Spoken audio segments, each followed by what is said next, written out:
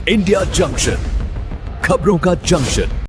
1947 से पहले जब भारत पर अंग्रेजों का राज था, एक जुमला बहुत ही ज्यादा फेमस हुआ करता था, यानी वो नामचीन जुमला था डिवाइड एंड रूल। क्या डिवाइड एंड रूल की पॉलिसी को इस समय भाजपा ने अपना एक ब्रह्मास्त्र बना लिया है?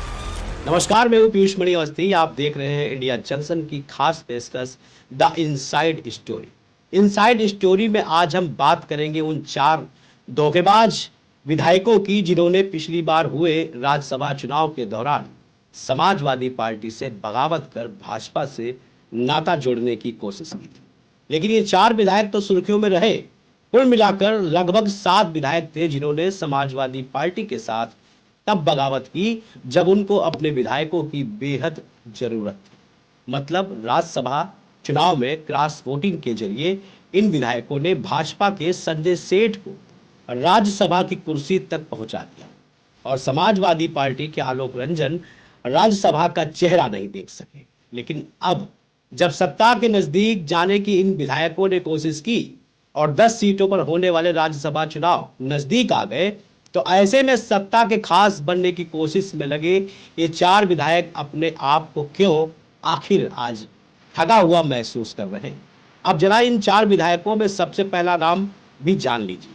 तो सबसे पहला नाम था पूजा पाल का, जो पूजा पाल मृतक विधायक और बसपा के पुराने सेवक रहे राजू पाल की बेवा, मायावती की सहानुभूतियों से जुड़ी रही। बाद में अखिलेश ने काफी साथ दी, लेकिन योगी की तारीफ कर भाजपा के नजदीक जाने की चाह ने पूजा को न सपा कर रखा और न भाजपा में खास तवज्जो मिली। अभय सिंह एक नाम और है, अभय सिंह। दूसरा नाम है राकेश प्रताप सिंह। तीसरा नाम है मनोज पांडे। इनका भी कुछ हाल ऐसा ही नजर आया कि सत्ता की नजदीकी, योगी की तारीफ और सरकार से नजदीकी कुछ काम नहीं आया। तो अब क्या करते? ऐसे में वही पुराना दरवाजा, मतलब अखिलेश भैया, जिनको अखिलेश भैया कहते हैं, समाजवादी पार्टी के जो अध्यक्ष हैं, उनको दोबारा नजर आने। लेकिन कहावत है कि इतिहास अपने आप को जरूर दोहराता है। बीते राज्यसभा चुनाव में अखिलेश ने इन्हीं 7 विधायकों के जरिए मुंह दिखाई। तो अब 10 सीटों पर होने वाले राज्यसभा चुनाव में समाजवादी पार्टी के अंदर जाने का रास्ता ये धोखेबाज विधायक तलाश रहे हैं। सपा के उच्च स्तरीय विश्वसूत्रों बताते हैं कि अखिलेश ने इन धोखेबाज विधायकों के लिए वही रास्ता अख्तियार किए जाने की बात कही है जिस रास्ते के जरिए ये भाजपा के खास होने चले थे। मतलब साफ है कि इन 4 विधायकों को खासकर समाजवादी पार्टी का साथ देकर भाजपा के विरोध में क्रॉस वोटिंग कर राज्यसभा में सपा के हाथ को मजबूत करना उनके सामने मात्र विकल्प है।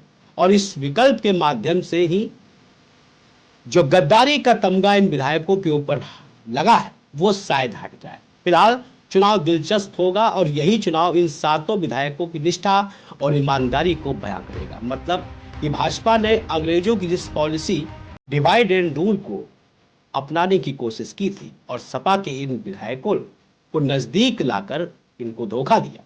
अब ऐसे में जब इन धोखेबाज विधायकों को भाजपा में मनमाफिक जगह नहीं मिली, तो पुराने घर की तलाश शायद यही साबित कर रही है कि डिवाइड एंड रूल्स की पॉलिसी से भाजपा ने तो फायदा उठा लिया। अपने घर यानी कि समाजवादी पार्टी में सेंध मारी कर दूसरे के घर को रोशन करने वाले विधायकों का क्या हाल होता है, अब शायद ये पूजा पाल, अभय सिंह, राकेश प्रताप सिंह और मनोज पांडे से बेहतर कौन बता सकेगा, कौन जान सकेगा।